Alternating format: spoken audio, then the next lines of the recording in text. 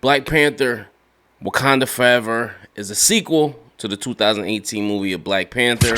As we know, with the passing of Chadwick Boseman, they had to go in a different direction. This will contain spoilers, so if you haven't saw the movie, go watch the movie, pause this, save it for later, come back. This will contain spoilers. So right off the rip, I'm going to tell y'all who is the official new Black Panther. Without further ado, the official person who took over the role of Black Panther is none other than Manscaped. Yes, Manscaped.com. Go there, into the promo code ABSTRACT when you check out. You get free shipping plus 20% off your order. Ladies, if you need a gift for your man for the holidays or Christmas, etc., this is the thing to go with. You want to shave down here and you don't know how to tell them, this is the way to go. Fellas, if you need a gift for your father, brother, uncle, cousin, etc., Manscaped.com, promo code ABSTRACT. Go. Right now, I want you to go. Hurry up. Now that we got that out the way, his sister has taken over the mantle. Yes, Shuri is now the official new Black Panther, and I couldn't be more excited for it, man. At first, I was kind of like on the fence about it, but seeing how they did the movie. Listen, if you walk into this movie, and this for the people who haven't saw it and who still want to watch it. If you walk into this movie, it's not going to be what you expected. At least not what I expected. I expected something completely different. I thought they were going to handle Chadwick Boseman's passing as it happening during the blip. That's what I was hearing.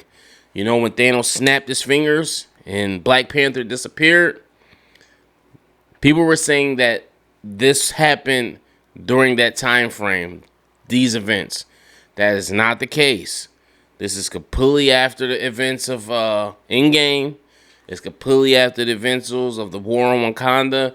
It's completely after the events of the blip. This is something that happened.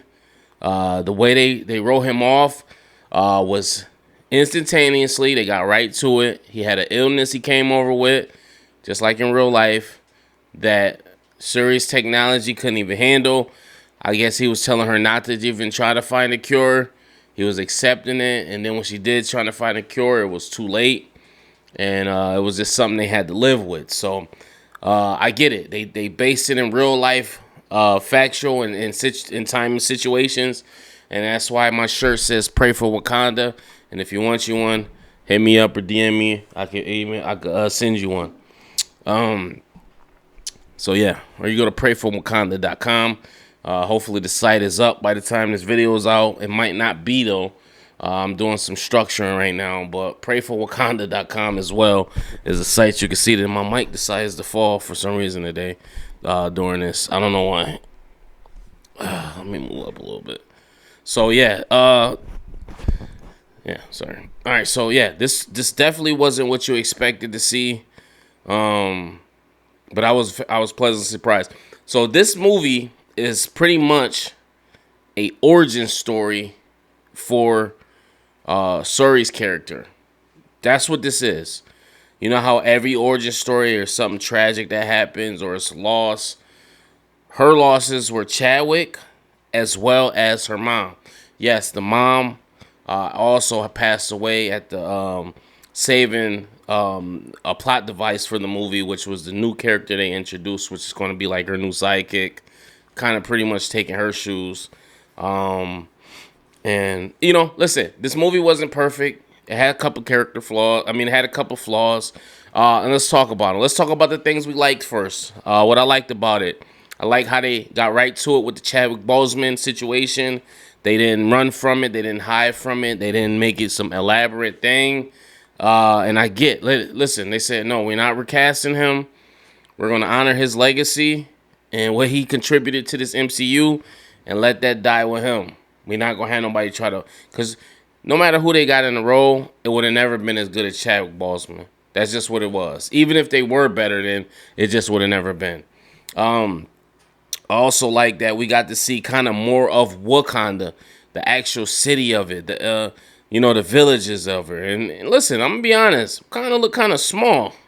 Like, it's not really that advanced, but it is advanced. But I mean, just from what they showed us, it looked kind of small. So I liked that. I like the fact that they brought back Michael B. Jordan's character, Killmonger. and that was who Shuri saw when she went through her when she recreated the heart-shaped herb, and she saw her vision, or she wanted to meet with the the elders of the past. She didn't see her family. She saw Killmonger, because during that time, the reason her reasoning for being the Black Panther and taking on the mantle was due to vengeance. She wanted to avenge her mom because she blamed Namor for killing him. I liked Namor's whole background and his story. Somewhat.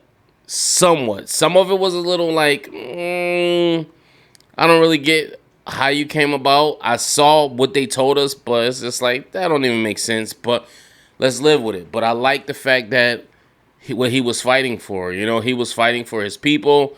He had good reason. He knew that if they discovered him, they wouldn't stop coming for him. So he wanted to team up with the Wakandans, and they didn't want to do that because he wanted to kill, which leads to the next thing. I like the new character they introduced. She is just as smart as Shuri. She created a device to find vibranium on her own. And I think in the comics, this is a person that takes on the mantle of Iron Man. I'm not sure. I told a friend today, I said, listen, I told my brother Randy, I said, listen, if they give her the mantle of Iron Man, the people will lose their mind.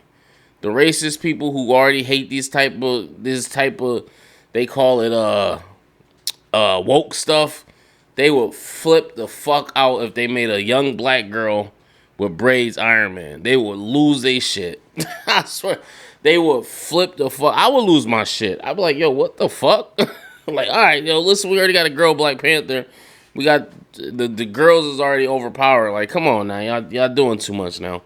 But yeah, I was like, all right, that's okay. We got to chill out a little bit. But I did like the introduction of her character. I don't know about the sacrifices they were making for this character. I kind of would have been like, nah, you know what? Just take her.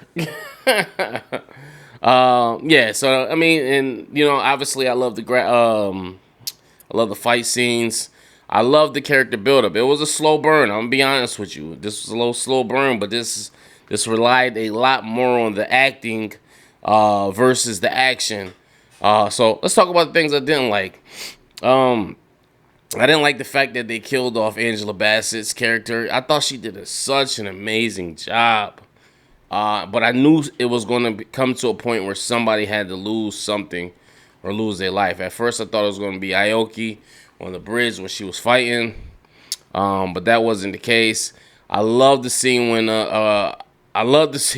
when Angela Bassett was scolding her for losing her, but I hated the fact that she did it because it technically wasn't her fault. But I get it. She said she was going to protect her, and she didn't. But Shuri is a hard-headed. She decided to leave her on her own. And ultimately, it led to her getting captured. I hated the fact. I don't know. It's something about the way Namor looked, dude. He didn't seem menacing. He had like wings on his ankle. And I'm like, yo, this ain't even like. I understand it's comic book accurate. That's what they're going for. But it was just like, this isn't menacing at all. Like. All you gotta do is like shoot his wings down or something like that. He's like he had wings on his ankles. That was like the least threatening thing I've ever seen in a fucking movie. I'm like, okay, this is cool. Imagine the Joker had wings on his ankles and he's flying around laughing and being diabolical like he is. You'd be like, dude, sit your goofy ass down somewhere. So. I don't know. That was kind of like, I was taken aback by that a little bit. Also, what I didn't like. I didn't like how when Angela Bassett's character was taken out, like she didn't have any guards around her. And that's not accurate. Like, as her being the queen, I feel like she would have had more people around her to protect her. And she wouldn't have been taken out so easy.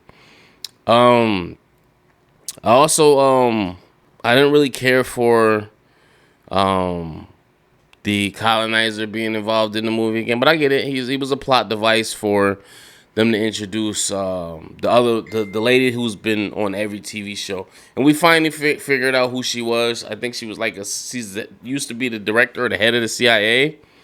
So I don't really know. Maybe she still is. I don't know. I really was kind of like, yo, what are you here for? But I get it. She was here to pretty much. She was a plot device for him because she was keeping tabs on him. So I get it.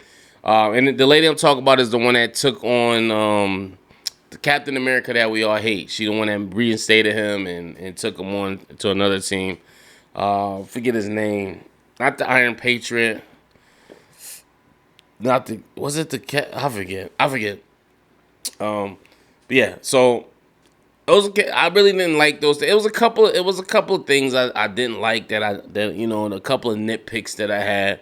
You know, no movie is perfect. You know, it was some CGI things that were in there that were kind of like funny style. You know, it had its woke moments in there that I was kind of like, okay, I get it. All in all, though, I will tell you this. This is one of those movies that you're going to watch, and you're going to be like, this is long. But you're going to realize, like, the acting in here is top fucking notch. Lupita Nyong'o, excellent, amazing job. Who is fine, by the way.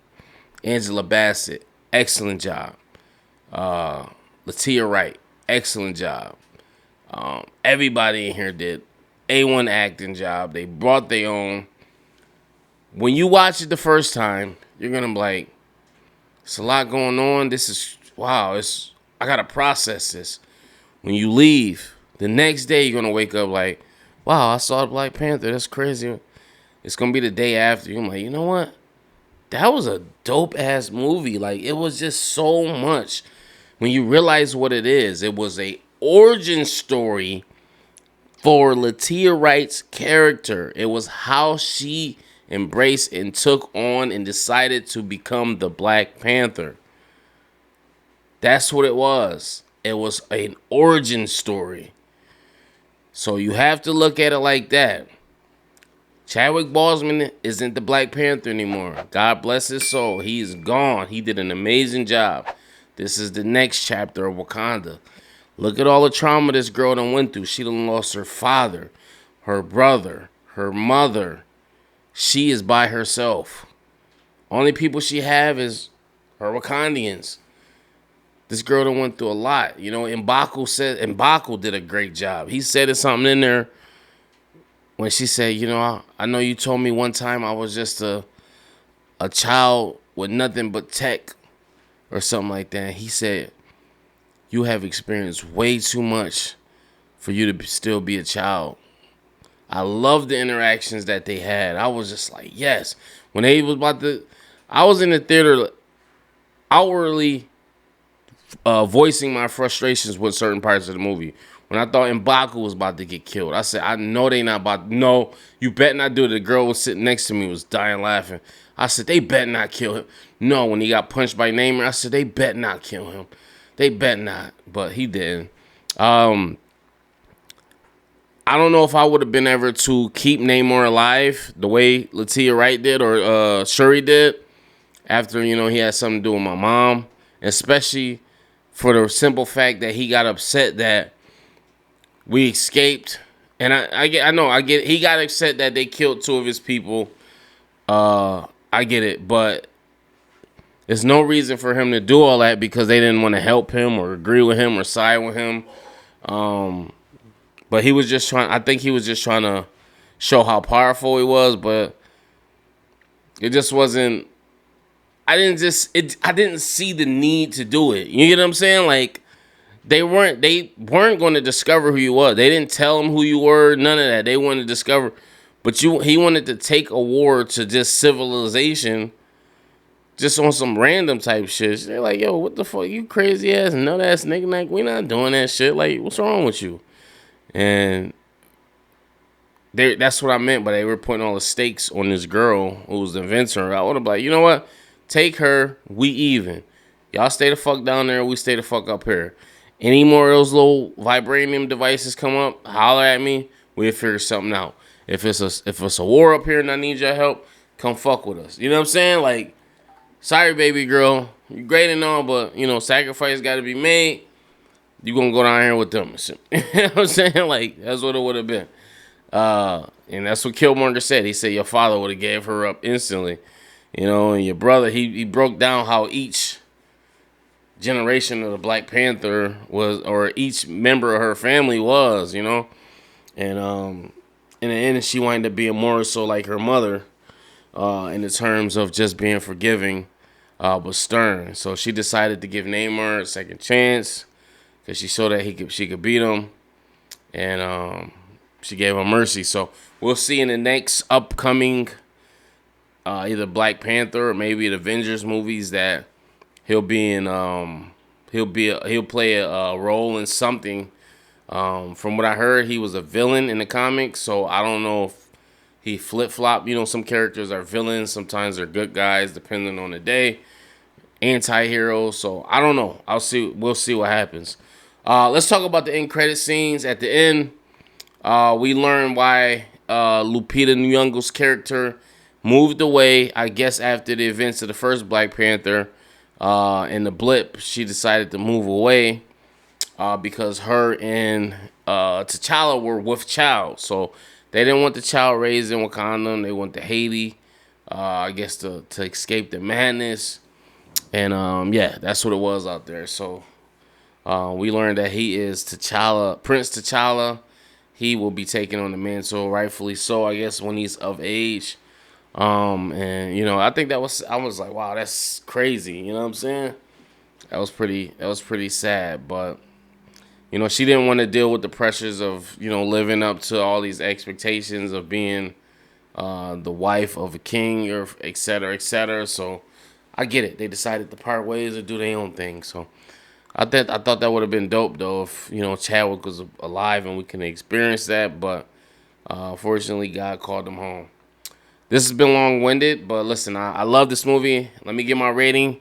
Pray for Wakanda, by the way.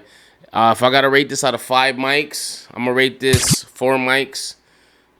It's not perfect. It does have some flaws in there, but I think the good outweighs the bad, and therefore I'm giving it 4 mics. Post your comments below. I want to know what you guys think.